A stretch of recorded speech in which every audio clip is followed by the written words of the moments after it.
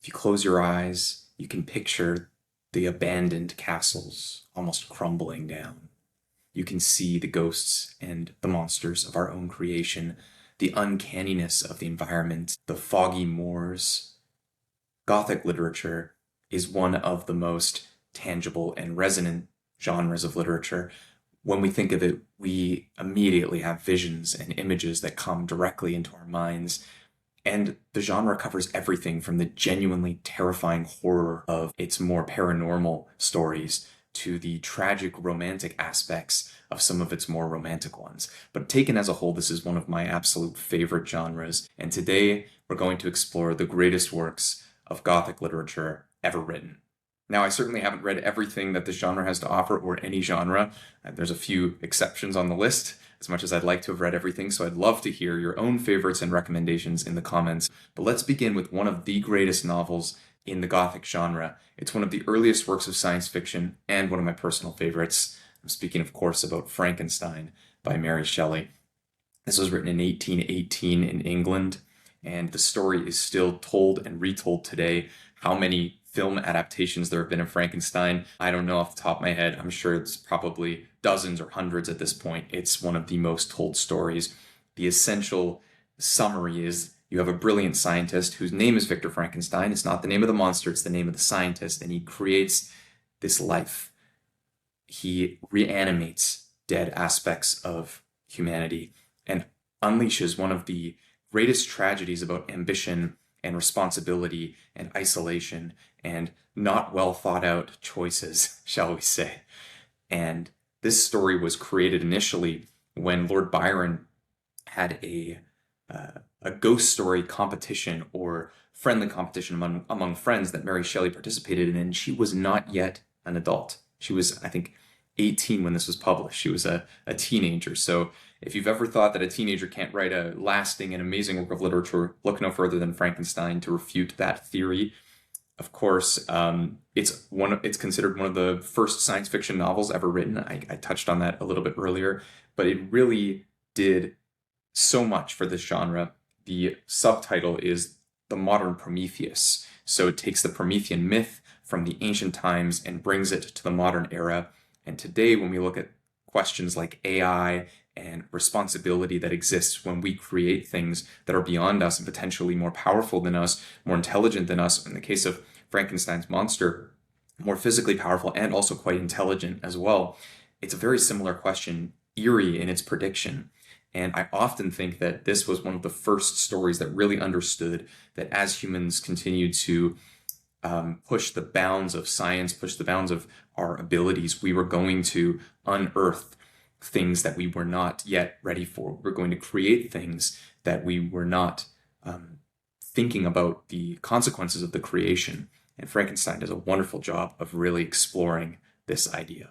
Now, there's a lot more to be said about Frankenstein. Galvanism is a key word that really comes to mind when I think of this. The idea of electricity being used to animate dead tissue or reanimate dead tissue is not something that is a scientific theory we really hold to today, but it's something that was popular at the time. But regardless of that in of itself, the general idea of creating a monster, bringing it to life, is something that Frankenstein explores, but really it's much more than that. It's a philosophical investigation into isolation, loneliness, creation, responsibility, morality, and of course there's a lot of biblical themes in here as well. Wonderful work of literature, one of the greatest Gothic works ever written. The second one, The Strange Case of Dr. Jekyll and Mr. Hyde by Robert Louis Stevenson. This was written in 1886 in Scotland. Of course, I have to talk about it as a half Scottish person myself.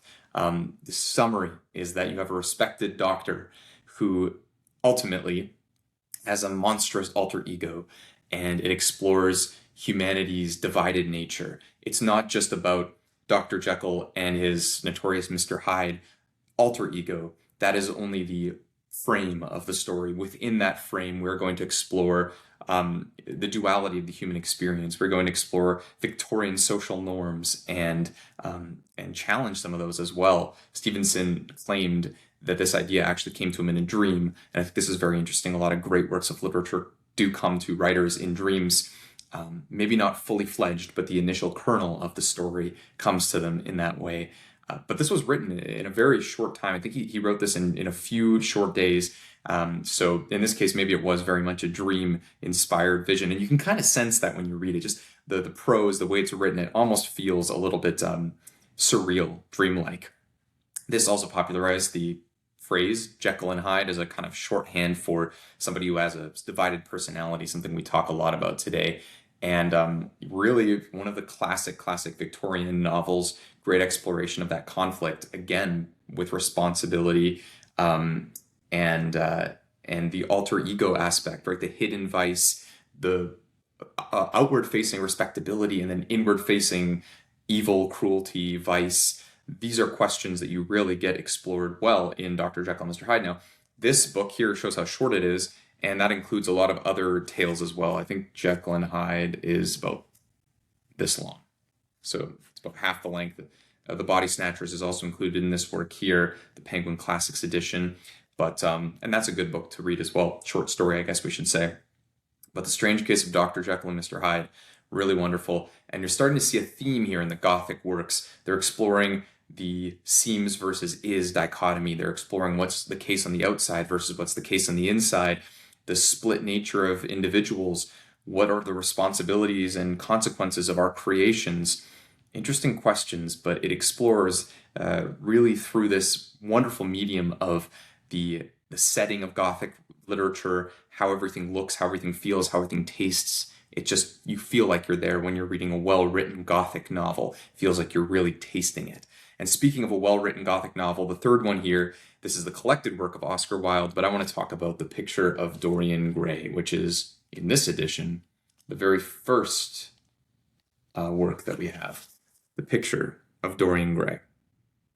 Now, The Picture of Dorian Gray is Wilde's one novel, so he's probably most known for writing plays. He wrote The Importance of Being Earnest, Lady Windermere's Fan, and many other kind of comedy of error type plays that are very witty, very funny, and not necessarily philosophically deep in the way that A Picture of Dorian Gray is. But Oscar Wilde contained multitudes. He's really a genius. He wrote this in 1890, but he revised it over the following couple of years. And the premise of the story is you have this beautiful young man who remains forever youthful because all of his internal sins and evil and the wickedness within him is attributed onto his portrait. His portrait bears the physical and moral consequences of that corruption, and he doesn't bear any of it. So he goes on living a life of debauchery and horrible wickedness, but he's not bearing the brunt of that physically. It's only on his portrait. There's a crazy twist at the end. I don't want to spoil anything, but what I will say is that it is in the Faustian tradition, or the Faustian tradition, so it really explores this idea of a deal with the devil, where you get to keep something that's important, but you trade your soul for it. And this is what Dorian Gray essentially does. He trades his soul, he sells everything that is meaningful in life, and his relationships deteriorate, everything around him deteriorates, other people are hurt by his wickedness, but he is exploring this, and it almost has this great man theory as well that Dostoevsky explores, the idea that, you know, in Crime and Punishment, like, what if there's just certain people that can get away with things that others cannot?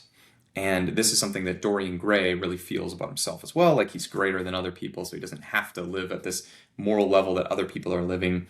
But it's a really poignant retelling of the Faust legend. Obviously, Dr. Faustus is a famous one by Marlowe, as well as Goethe's Faust. But this one, I think, if you want a more modern, even though it's Victorian, a more Victorian retelling, it's really amazing. Some interesting things about this novel. Wilde defended it. He basically, a lot of critics condemned it, and particularly, he wrote this in the Victorian era, right? And a lot of critics really thought that it was immoral, and so they wanted to ban it. This is a very famous work within the banned books kind of genre, and they tried to get rid of it. Wilde himself suffered a number of times in his life due to his homosexuality, or essentially his, like, it wasn't proven at the time, but you know, the rumors and the themes of this, and he had to go to jail as well. And so there was a lot in his life that was very challenging, but his book itself was also condemned. There's another writer I was reading recently, Vasily Grossman's Life and Fate, where instead of arresting Grossman, they arrested the novel. And so that they weren't allowing the novel to be published. And this is a theme that we sometimes see in literary history. Great writers, they write something that is morally deep, that has a lot to be said, but it doesn't fit exactly with the social norms of the time. In the case of Grossman, Life and Fate was critical of the communist regime in Russia. Obviously, that's a no-go, no bueno. But in the case of Oscar Wilde, it wasn't so much a criticism of Victorian social norms. There may be elements of that in the story, but predominantly it was an exploration of living a life of vice.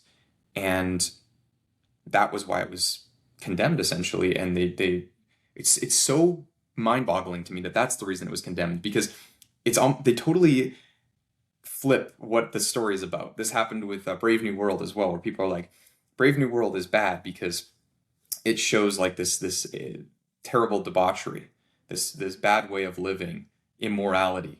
It's like, that's the whole point of the book, is that it's showing how terrible this immorality is. The whole point of Dorian Gray, or not the whole point, but one point of Dorian Gray, is this immorality is not something that Wilde is applauding. It's something that he's showing is super depraved and terrible, and it leads to destruction, even if you don't see it on the face, because Dorian Gray has had all of his sins put onto his portrait. But then ultimately, in the end, is it going to stay that way? Who knows? You'll have to read to find out. But it's a really, really wonderful story. Very well written, very philosophical. I think it's a great blend of Gothic fiction with satire. It's a little bit satirical as well. It has got Oscar Wilde still, and philosophy and Gothic fiction. So third pick, Picture of Dorian Gray. Number 4 here is Jane Eyre by Charlotte Bronte. I was just talking about Jane Austen earlier. So Jane Eyre is really one of the classic books in the Gothic genre. The premise of it is that you have this young governess. She discovers a lot of things in her life and about her desires, her love, what her capacity is. But she also learns a lot of secrets, and there's a supernatural overtones, and she's fighting to preserve her moral integrity and independence in the face of a lot of challenges. And this is a quintessential question that we're going to explore in this genre as well, in Gothic literature. This is one of the, I guess, best entries in the Bildungsroman genre, which is the coming-of-age genre, one that I personally love. My own writing, the early writings I did was in the Bildungsroman genre. Hopefully the first work I'll end up publishing, but that's for another time. This book here also has very interesting approaches in terms of themes of feminism, and this was long before we think of like more modern questions of feminism. It was published under a male pseudonym because it wasn't so popular for women to be able to publish at the time. Currer Bell was the pseudonym for this one. But it's also one of the great novels that's told from a female moral perspective. A lot of times in this era, we didn't necessarily get that interior voice that from women in the same degree. Of course, you have earlier works like by Jane Austen as an example that did a really great job of that, but they were kind of the exceptions. This is where it became more common with the Bronte sisters. They 3 sisters each wrote multiple life-changing, world-changing works of literature. Jane Eyre is one of them. We'll talk about another one in a few minutes. I think you guys will know which one it is, and if you don't, stick around and you'll find out. Jane Eyre, really wonderful work here. And it's also set in a place that really became one of literature's most famous Gothic mansions, which is another element to this as well. Gothic architecture compared to Gothic literature. Obviously, they overlap. They're from slightly different time periods. They kind of come together at different as well, but themes are very similar, right? The Gothic architecture, the Gothic literature, the Gothic spirituality, morality, very interesting, very resonant today. And there's a reason we keep reading these books. But this book really combines not just the romance element with Gothic, but also a bit of a mystery element. And of course, it's a coming-of-age story. You can't go wrong with a great coming-of-age story. Jane Eyre. Next up, we have Wuthering Heights by Emily Brontë. This one was published in 1847. Honestly, if you think Frankenstein is scary, ooh, this one is way scarier. Heathcliff, terrifying. This book is ostensibly a love story, but don't get it confused. It is not a love story. It is a terrifying, terrifying story about obsession and revenge. And the setting itself is wonderful. It's one of the greatest settings in Gothic literature. You have the windswept Yorkshire moors, which one of my greatest regrets having lived in the United Kingdom is that I never got to visit Yorkshire or to see the kind of expansive moors that I always envisioned in my mind when I was reading this book as a kid. I just thought the physical descriptions of the moors were so wonderful. Some of the greatest descriptions in literature. And that's why I actually do recommend to people, even though morally Wuthering Heights is a no good book. Let's put it that way. And I don't mean that in like a we should censor it kind of way. I mean like you're not going to read it and be like, yeah, I learned a good how to live based off that book. But I think we should still read it because it's a cautionary tale, but also it's got such wonderful writing. Even if it had no redeeming qualities on the moral side, it's like the way it's written is so beautiful that it can teach you a lot about literature, about writing, and about the Gothic way of seeing the world. It's really haunting. It's I guess I kind of already summarized briefly, but to summarize, it's this love affair, this relationship that doesn't pan out, and then the intergenerational effects of the revenge and the obsession and love and lack of getting what one wants, and the reverberations of that across these generations, and the haunting element of that. So it really is almost a haunting story. It's almost a ghost story in a way, not literally, but it's pretty close to being a ghost story, and it thematically very much feels like this. It was Emily Bronte's only novel. I think it was the only novel, at least her only famous one, and it really shocked readers when it first came out because of its really moral ambiguity, right? And that wasn't something, again, that was so common, although Oscar Wilde also had a little bit of that, so maybe it wasn't the only element. This predated that a bit, so it was revolutionary at the time. What else can we say about this book? I think that the moors themselves very much feel like a character. When you have a really great setting, it feels like a character. And so I think that's why it's considered one of the greatest novels in the English language, and I don't disagree with that assessment. Now, number 6 on our list here, we have Dracula by Bram Stoker. This is one of my favorite novels. This is really a beautifully written story, terrifying, the definitive vampire novel. The premise is you have Count Dracula. Everyone knows Count Dracula. Like, if Frankenstein's been made into 100 films, this has probably been made into at least as many films. The Count Dracula is the not really our main character, although he's the character around which everything is circling. He is the focus of the story, at least as we go on. And basically it's this terrifying invasion of the Victorian era English countryside through it's an epistolary novel, so it's through all these letters and diaries and journal entries and articles, and it's really well written. It's really compelling. Van Helsing's a great character. You got so many great characters that are basically on this vampire hunt crew, where they're using the religious tools and the intellectual tools and the almost archaeological, like mystical archaeological expert that comes together, and they're like, here's what we need to know in order to defeat vampires. Vampires come from Eastern Europe, and they have their own tradition, and this is what they do. But this is the evil and the risk that they represent is just like amazing. There are so many modern retellings of vampire novels, and I think even a lot of non-vampire novels that come from writers who touched on vampire writing, like Stephen King is a great example. He wrote Salem's Lot, which is deeply influenced by this book, and then he went on to write things like It. And you could even see the influence in It of this like immortal evil that has existed, biding its time for a very long time, and it's coming out from the underworld into our world, and if we can't defeat it now, it's going to take over and everything will be lost. That's kind of the moral premise of Dracula. And the story is exciting. It keeps going. It's moving. The epistolary setting, I think, keeps you like, oh my goodness, like we just got a piece of information there and another one, and you're going. Transylvania is so, again, in our minds, it's it's quintessentially Gothic. It's exactly what we talked about at the beginning, the crumbling cathedrals, or not cathedrals, although that could also be cathedrals, the crumbling old buildings and estates. And that is really probably the first thing that comes to mind when I think of Gothic, other than maybe the actual physical Gothic buildings I've seen. You think of Transylvania, you think of Dracula. I think, again, besides defining the image of the vampire, it really echoes a lot of interesting historical folk tales, because in Eastern Europe, there's a lot of folklore surrounding, in particular, Vlad the Impaler. And we won't go to, there's a lot more that could be said about Vlad the Impaler, fascinating historical kind of folklore and surrounding his legend, shall we say. But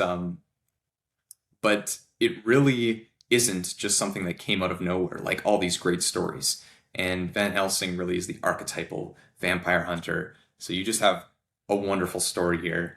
One of the greats, one of the best Gothic stories, and one of my personal favorites. Number 7 on this list, we have The Haunting of Hill House by Shirley Jackson. Shirley Jackson is a genius, verifiable genius. I've read so many of her short stories. The Haunting of Hill House, I have more that I need to read, but this was published in 1959, so it's probably the latest entry on this list, at least so far. And it follows a group of eclectic group that's investigating a supposedly haunted mansion. You have your eccentric kind of professor who knows all this stuff. You have the millionaire guy who's funding the adventure. And then you have different characters that are invited. Really, this story is one, when I read this for the first time, I was shocked at how good it was, how surprised I was. I did not expect it to take the twists and turns that it did. It's a very psychologically terrifying novel. It's about not just the external creaks that you hear in the haunted house, but like what it does to our characters in their own minds. And that is something that is also explored by a lot of later writers. I mentioned Stephen King already once, but I'm going to mention him once more because I think he's not exactly a Gothic writer, but he's super influenced by a lot of Gothic writing. And it's important because he's so popular today, and he's a great writer as well, and many of his stories are influenced by this. But you take The Shining. The Shining is directly influenced by this kind of idea that you have a house, that the house itself has a haunting element to it. The house itself is able to infiltrate the mind of the people inside it, and that's where its greatest power is. It's not just that it can cause something to fall on somebody, but that it can cause somebody's mind to shift such that they fall, right? It's totally different way of looking at things, but much more interesting and much more, I think, real and plausible when you think about it from that perspective. It's like the horrors are not necessarily supernatural. They might just be psychological. And that ambiguity, I think, just makes this story so wonderful. I think it's regarded often as the greatest haunted house novel ever written. I haven't read every haunted house novel ever written, but it's the greatest one that I've ever read. I know King himself called it the finest, or one of the finest horror novels of the 20th century. I know he loved Shirley Jackson, as I do. We never really get that explanation either at the end, by the way. Right? The idea of the psychological versus the supernatural. And that's one of the things that's so amazing. It's not really spoiling it to just say that you don't get a definitive explanation, but you won't. If that's what you're expecting, this is going to let you down.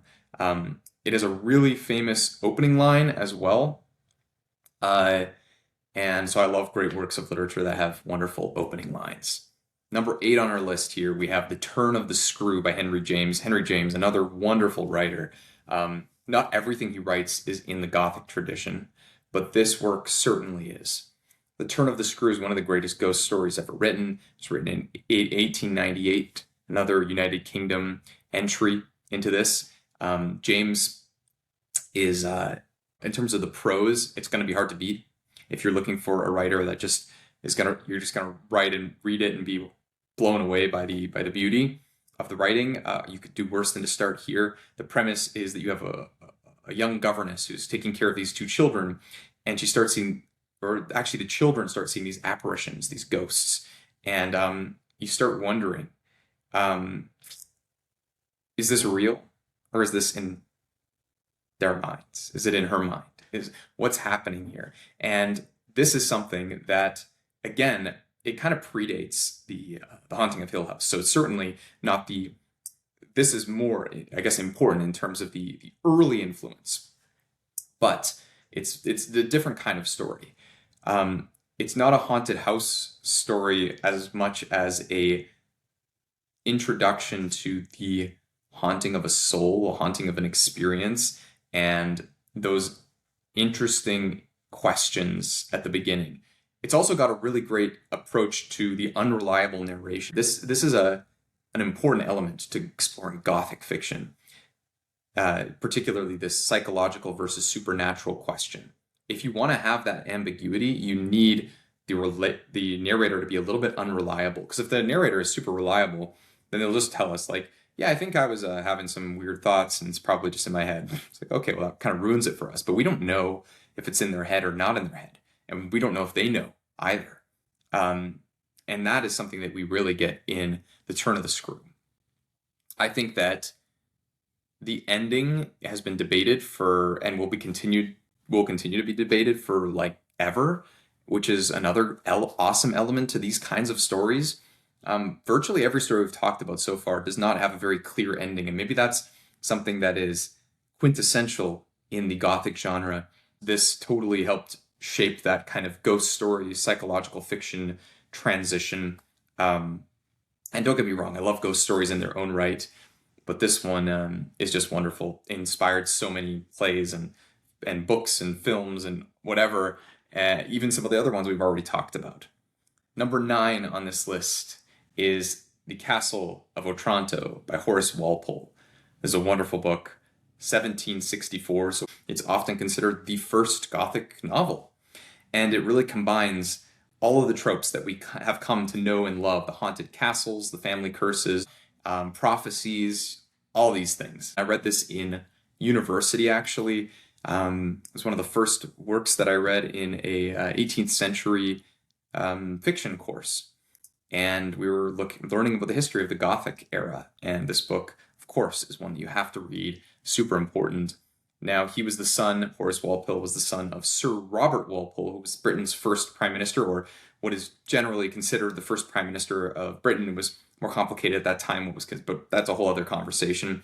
And he studied at Cambridge. We won't hold that against him. He probably couldn't get into Oxford, but it's okay. He did okay. He did the second best. I'm contractually obliged to say that because I did study in Oxford. So, but you know what?